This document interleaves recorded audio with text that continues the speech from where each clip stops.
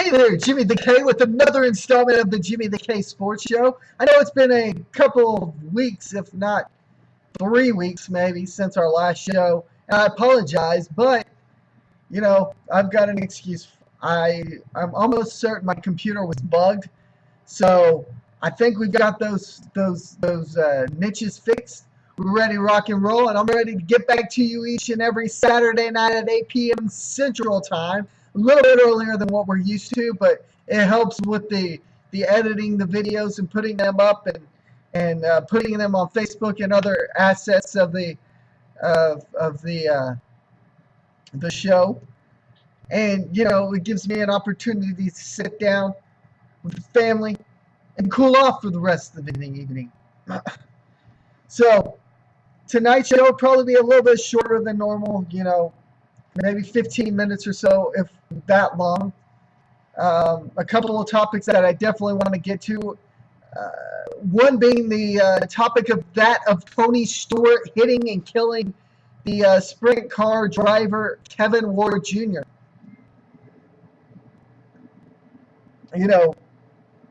My thoughts and prayers go out to the Kevin Ward Jr. family, to the Ward family, and the loss of their son. But I'm going to be quite blunt about this. Their son was the cause of the accident, all right? Not Tony Stewart. You can sit here and talk all day long about how Tony Stewart may be a hothead or this or that or the other. I don't know the man. I've never met the man. So therefore, I can't say the man is a hothead. Other than what I see from NASCAR races every once in a while. But who the heck, when they're on Bristol, isn't a hothead?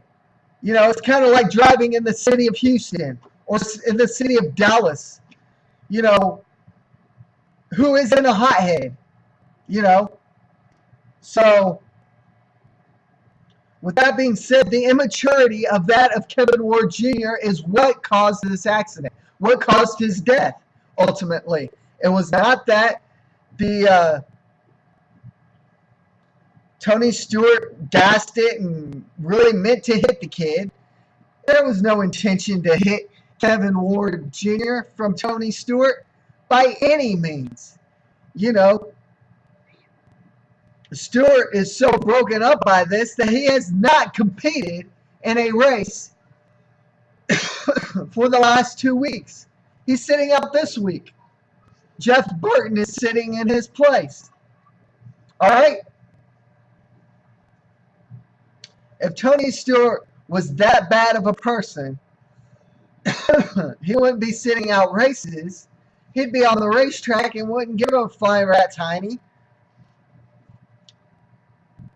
that he killed a kid. All right? So, this business of people saying, well, it was Tony Stewart's fault, or, I heard the engine rev during the video, and he turned the wheel, and he intentionally hit the kid. Well, guess what? When you are a race car driver and you are hot-headed enough to exit a vehicle that should not have been exited, then you also have to pay the consequences sometimes. And the consequence for Kevin Ward Jr. was death. Death. I'm not saying, we shouldn't be sad for the young man. We shouldn't pray for his family or whatever.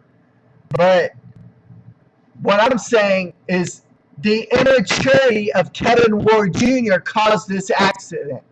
Not that of Tony Stewart was hot-headed and he wanted to kill this kid, all right? If you believe that nonsense, you're full of crap. I want proof, and you know how to get a hold of me on this show, and I'd be willing to Google Hangouts with you just to have a reference for this show and, get one-on-one conversation during the show on a Saturday evening. But from all indications, from what I have saw, Tony Stewart was not the cause of this accident. Kevin Ward Jr.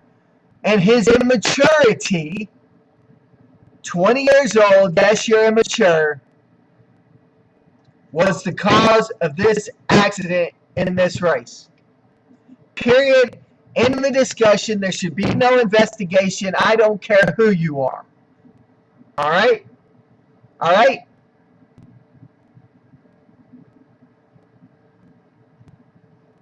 Furthermore, it has been brought up by NASCAR and by other circuits, Indy, for instance, the sprint car racing circuit as well, that no racer should exit a vehicle unless that of a fire or smoke in the cockpit to approach another race car driver. I have a proposal out to NASCAR and to these other outlets that no, I don't think just saying you should not exit a vehicle and approach another vehicle without some type of consequences. Some people are saying, NASCAR, maybe you take away some 50 or 100 points. Maybe you disqualify them for a race or two. No, this is not going to work for a bunch of guys that are in a competitive sport. That will not work. My proposal is that of disqualification for that race and 10 spots in the point standing. 10 points or 10 spots in the point standings. All right? 10 spots. 10 spots. In other words, if you're in a chase, you're sitting in place number 6. To my attention, as of this year, they're starting a new rule where 16 cars will be in the playoffs. So I'm starting this by saying you're in 6th place in the Chase Cup. 2 races left before the playoffs. You get out of your vehicle, you throw a helmet, you do something at another NASCAR driver, you're disqualified for that race. You're losing points for that race. Plus, you're losing 10 spots in the point standing. So you can very well be 17th or 18th in the point standing from being a 6th place person in one race because of a stupid mistake that you made exiting a vehicle that should not have been exited. That's my proposal to NASCAR. Not some cockamamie rule that these guys will be disqualified or maybe 15 or 100 points, maybe one lost race or something like that. No, to these guys, that's not going to work. That's not going to work. A slap on the hand of these boys is not going to work. You've got to be stern and be very vocal in how these types of situations are going to come about. And my proposal in NASCAR, I feel, in my honest opinion, would stop this cockamamie bullcrap of drivers exiting vehicles to confront other drivers while their vehicles are moving during a caution or during a race. Period. End of discussion. Again, my proposal in NASCAR, disqualification for that race. That one particular race you're in. You're disqualified. You lose however many points for that day or however many points. And then, on top of that, you lose 10 spots. 10 spots in the point standing. 10 spots in the point standing is very hard to overcome.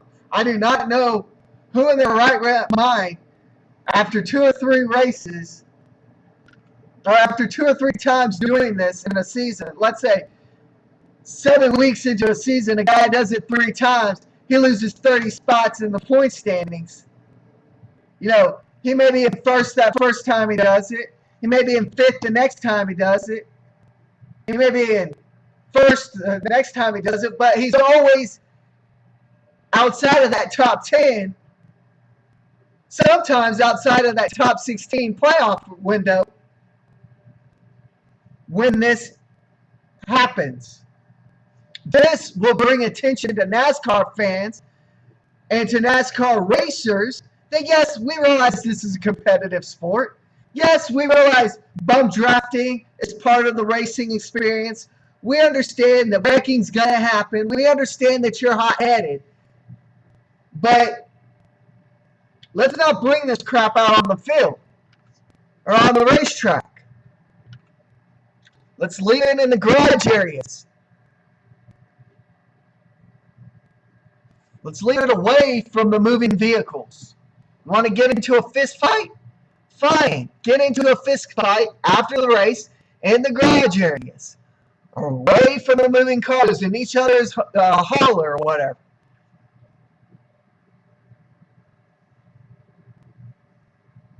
That's my proposal to NASCAR, and believe you me, I guarantee after about 2 or 3 times a racer does it, and they get penalized for it,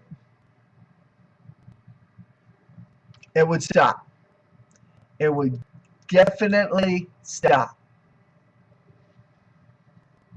What are your thoughts on this NASCAR incident, or on this Sprint Cup incident? Do you feel like it was a Tony Stewart caused it? He killed the young man? Do you feel like it was an accident? Do you feel like Kevin Ward Jr. was just immature, like my opinion being? You know how to get a hold of us? You know the 3 facets of getting a hold of us?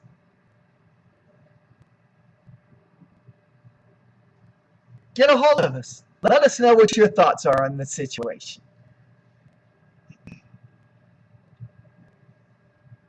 One more sports story that I definitely want to share with you for this week was there was a sports article in sports.yahoo.com that said Terrell Owens is thinking about a comeback. Terrell Owens, our boy, T.O., better get your popcorn ready. I have my popcorn ready. And the Cowboys still sucked.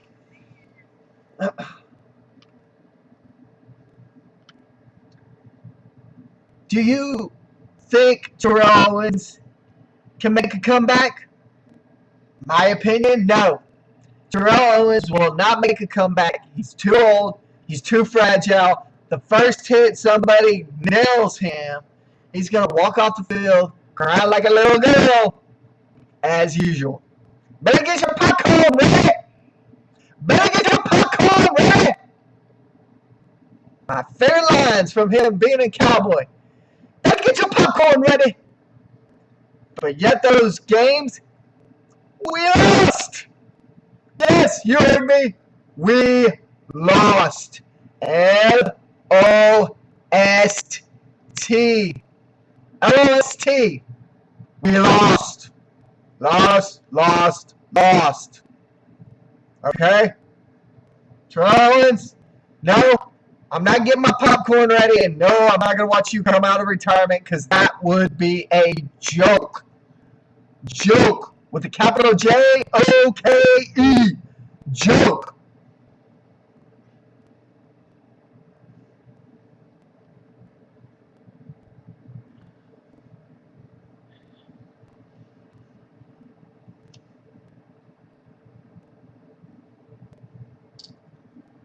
Boys and girls, preseason football has started. The Johnny Manziel hype has started. My opinion from watching him last week in preseason, Johnny Manziel needs work. Could he be a star for them? Could he be the LeBron James of the Cleveland Browns? Quite possibly. But as Daryl Johnston brought up during a in-camera interview, a lot of quarterbacks going through Cleveland, a lot of players going through Cleveland are in the middle of a coaching carousel nightmare. You know, until Cleveland can figure out, stars can align.